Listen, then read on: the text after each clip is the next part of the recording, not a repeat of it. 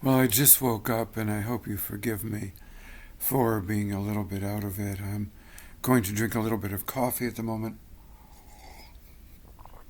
clear my throat, and then I will get on with this. This is a collection of 223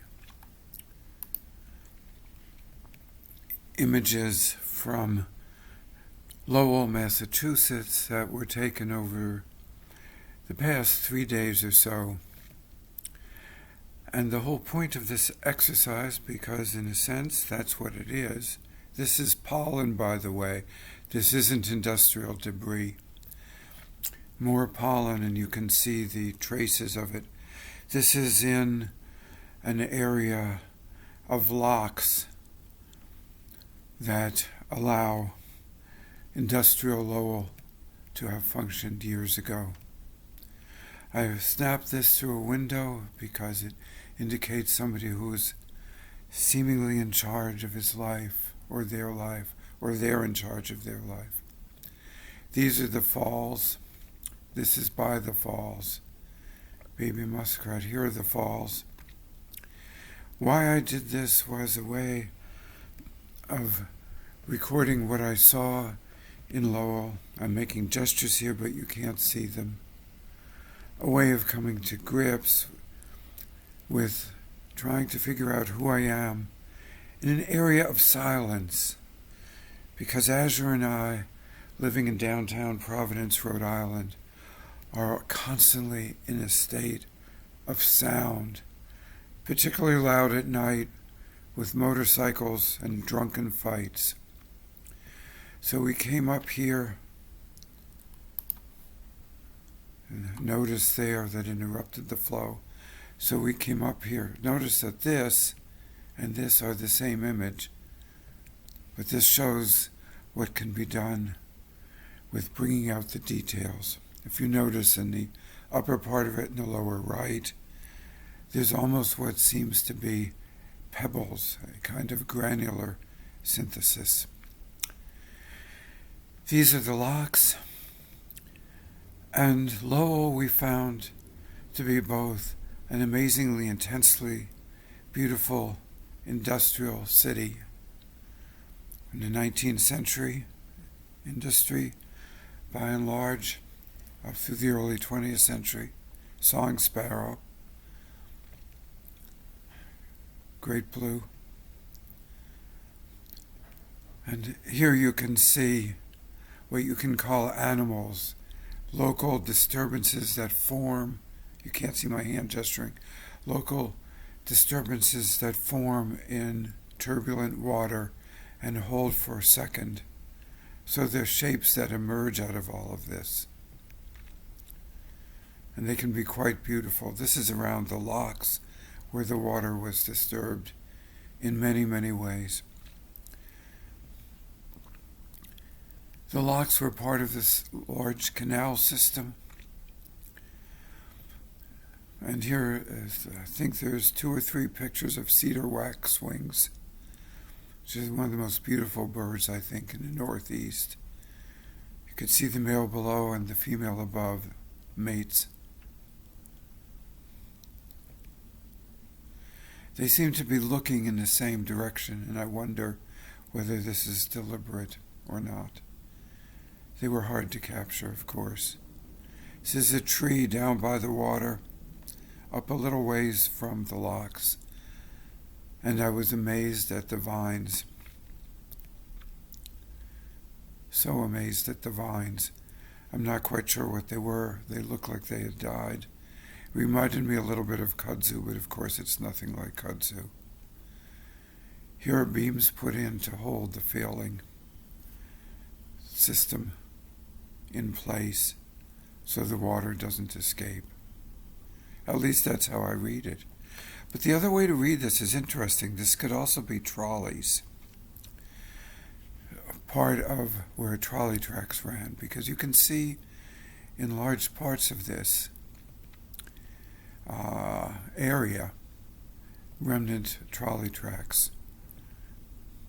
This is the Jack Kerouac monument, and I think coming to Lowell and seeing this monument, everything about Kerouac, everything makes sense. These are texts which are unreadable at this magnification from the books of Kerouac. This also seems to fit. This is a ping pong table, but it's made out of cement and metal. This is from Dr. Sachs, Book 1. A wasp, close-up of a wasp. More mill machinery. You could see how this would be turned by hand or by cranks. There's a lot of areas like that they hold off. I'm gesturing now. They hold off making these operable at this point in various ways, from soldering to chains. More Kerouac. This is a carp that was found in the river. This particular species is one of the most invasive in the United States, and I'm not quite sure of the size of this. It was between 2 and 3 feet. I think more towards 3 feet, very large, in the lock water. So I'm shooting down into the water. Here's part of the system. I'm drinking coffee now. I have to stop for a second. Here's part of the system of flues and pipes and drainage that connect with the water. I'm not quite sure how any of this works at this point. A sun with a halo. The whole time we were there, the air was, I can't describe it, it was murky. It's as if it were giving me ideal circumstances to make this. There's a mill building from the period. I'm guessing this is early 20th century. It might be late 19th century. I'm amazed at the enormity of it. Other mills on the other side. This was a mill town.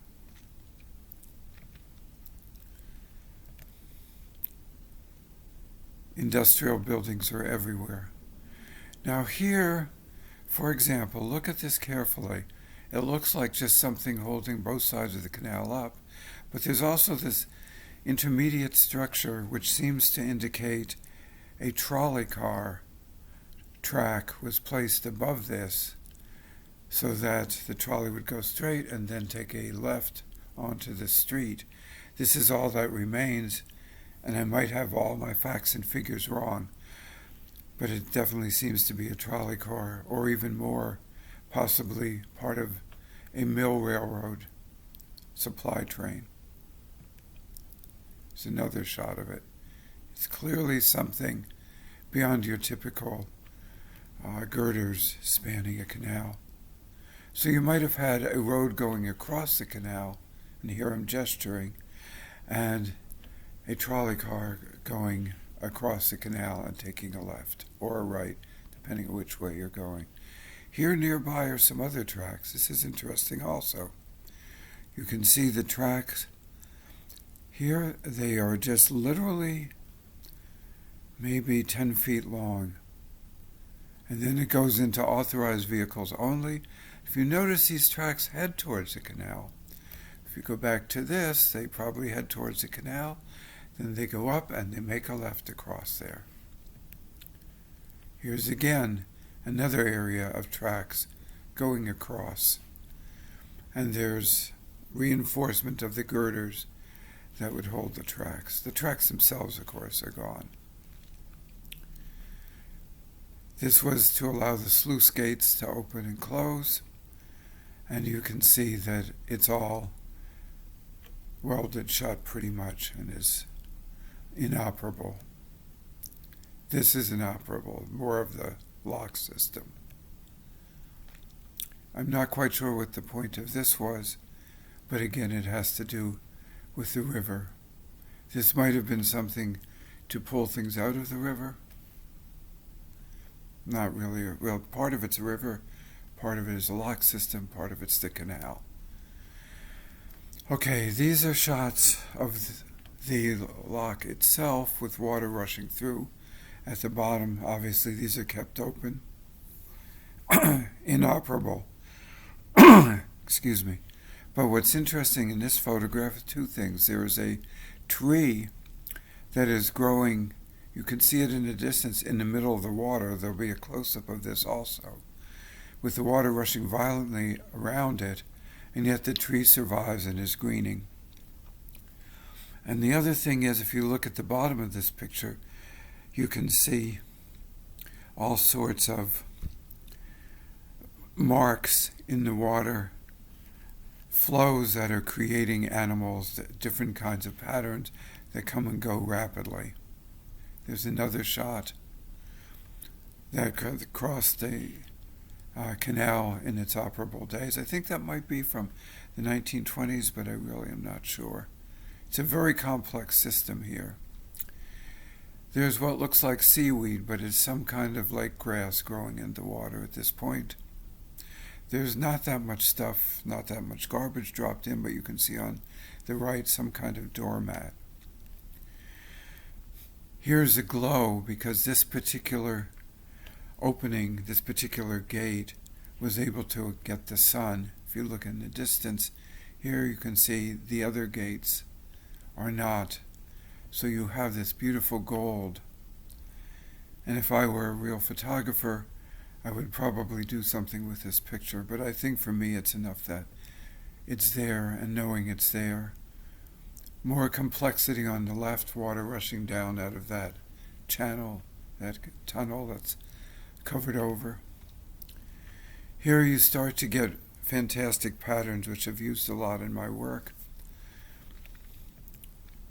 And this, the patterns here, you can see the water that's maybe 6 or 8 inches, maybe a foot, going up there, cohering to itself with surface tension at the same time.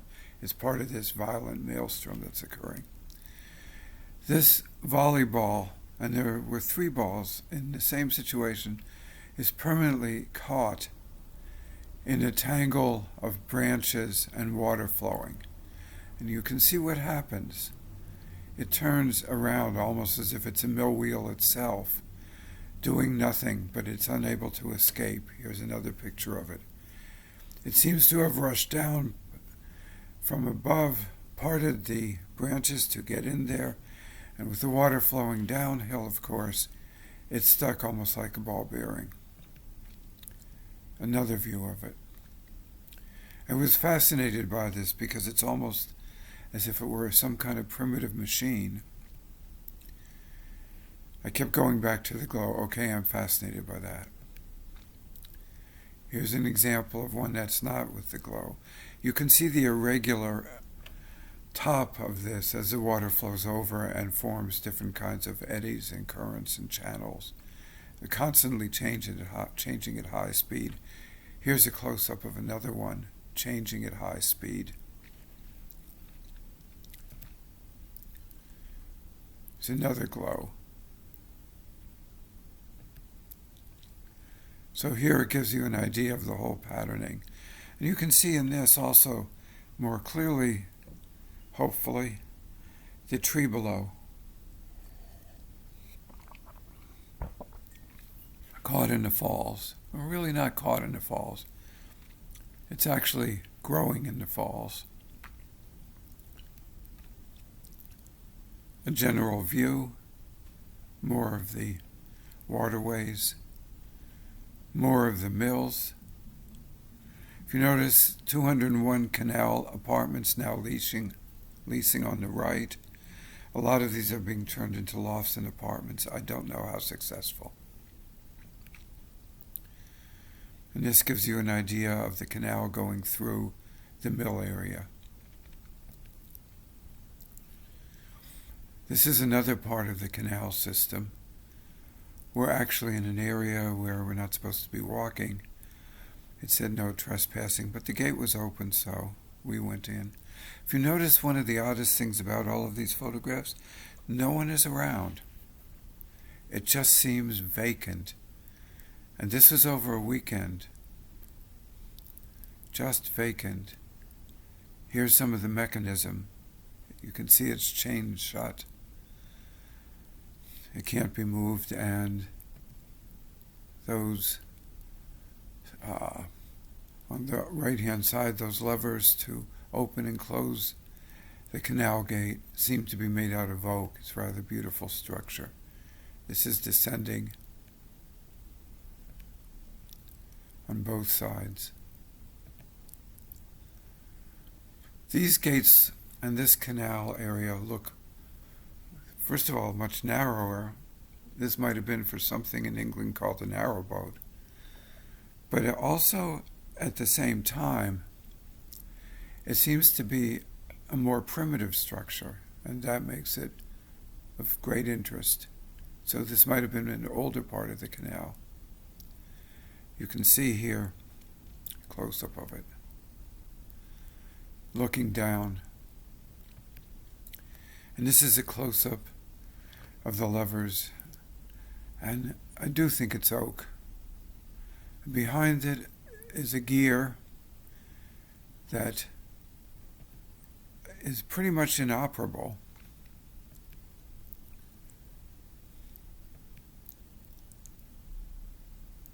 There are ones on both sides, and I think perhaps there were two people who would be turning these simultaneously.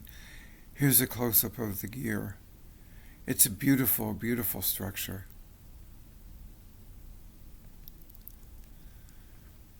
These mechanisms seem to almost meld into the landscape.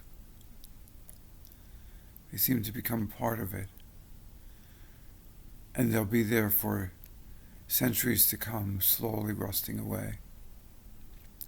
More mill structures on the other side.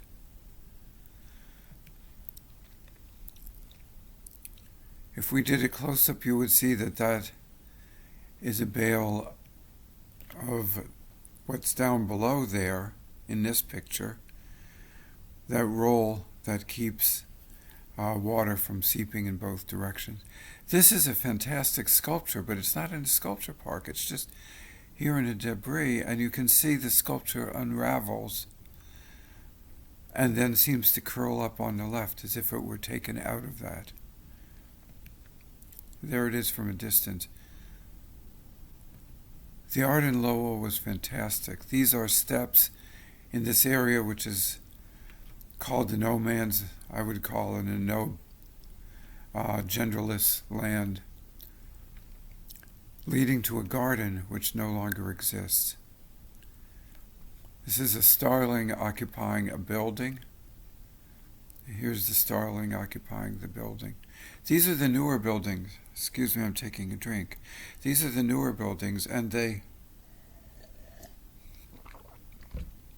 are oddly bland. They present bleak faces to the world.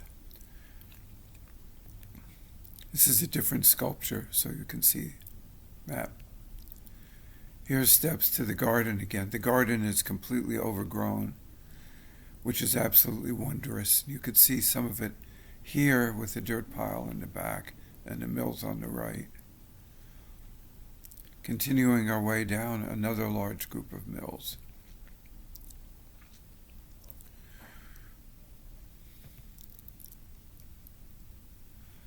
Another lock. More locks held in place, and the mechanism there. That looks like it might be for turning these things.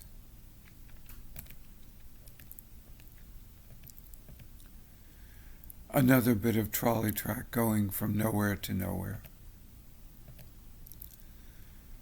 Long mills. Kerouac 100th anniversary this year. Rest and be kind. In the background you see a strange iron scaffolding that goes from a mill building on one side to the mill building on the other side. Originally this was covered and was allowed, was useful for people who had to go over the canal from one side to the other, maybe bringing goods, the skies, over the mills. More mill shots. More mill shots. The inside of this is modernized, as you can see. It's turned into a patio.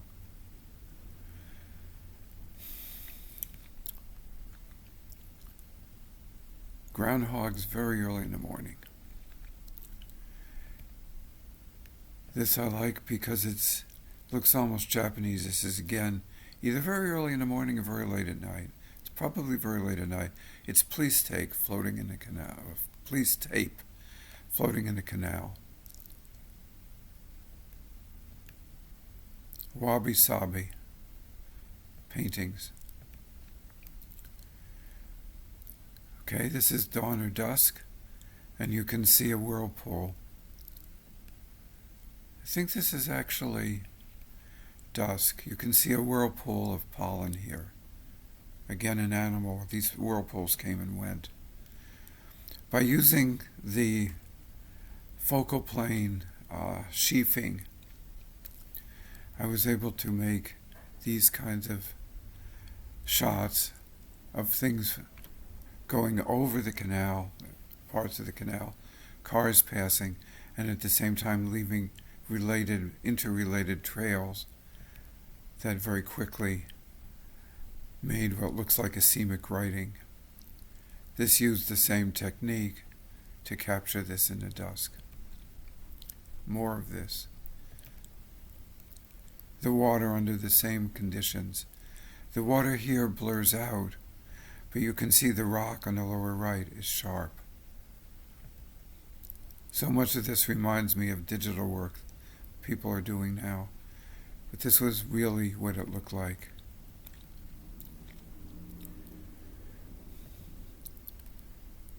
I like the even spillways going in the center of this image. I'm not sure whether that was by design or happenstance. This is where we were staying on the other side. More shots. Now it's pretty much dark out.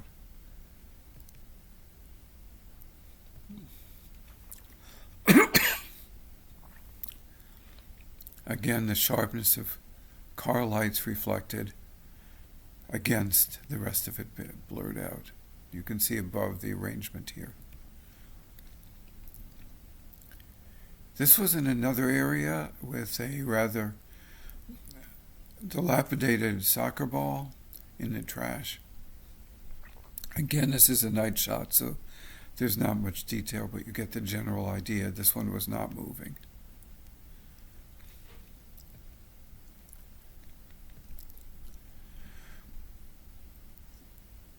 This is crossing a pedestrian bridge from the canal back to where we were staying. And it was over, covered over almost like a antique covered bridge. And this is looking up at the ceiling. And this is the start of a series of photographs showing what are, I think, called garden spiders. They were all moving at high speed, rebuilding their webs at night. This is one in the background. Behind, on the other side of plexi covering. Here's some close-ups of the activity.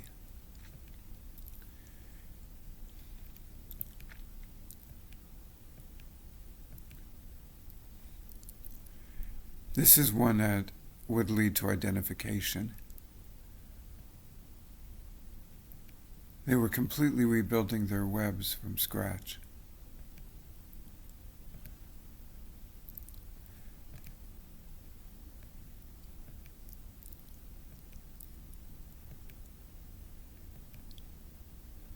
It looks like there are several species, but I'm not really sure.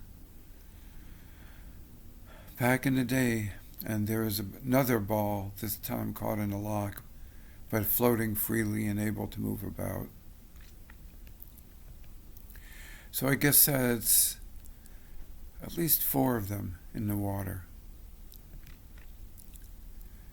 Morning shots of the same again, but you've seen these. More shots of the formation of animals in turbulence. Turbulence, as you probably know better than I do, is unbelievably complicated, and this is a good example. Geese, which were originally lined up, again the same kind of light in the morning sun with a halo. Down here there was a night heron, which is fairly elusive in these parts, but when I went to photograph it, it had already disappeared. More of this odd turbulence.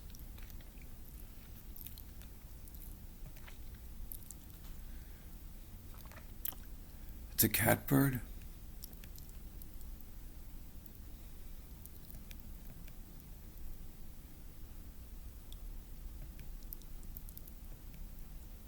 Pollen. Neutral. Cat. Singing. Looking. Halo. In the water. Almost looks like a painting. Does look like a painting. An extremely small shell which we found. I'm not quite sure what it is. You get the feeling for the size of it. This is the last photograph. And there is the shell. So these were all of the images, the still images that I took and chose to save. There were events going on at the same time. It's sort of hard to show you where the events were occurring. But around the mills,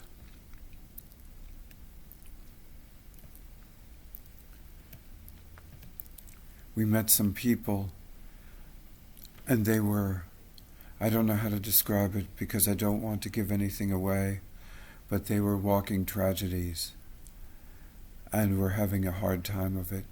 And this led to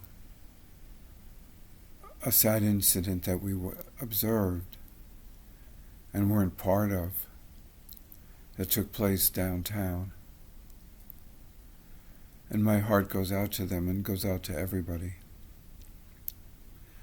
It did have to do with a comfort dog that one of them had. And I'm not quite sure the status of comfort dogs, but the comfort dog wasn't allowed in a store, and the person who needed the comfort dog was understandably upset, but that was also a law.